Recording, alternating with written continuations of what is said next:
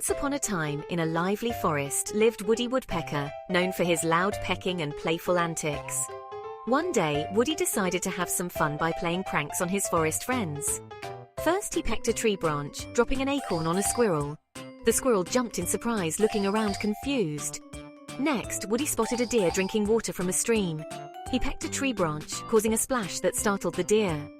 Woody then saw a bear sleeping under a tree. He pecked a branch, making a pine cone fall, and gently bopped the bear's nose. The bear woke up with a funny sneeze. Despite his pranks, Woody was loved by all for bringing fun and laughter to the forest.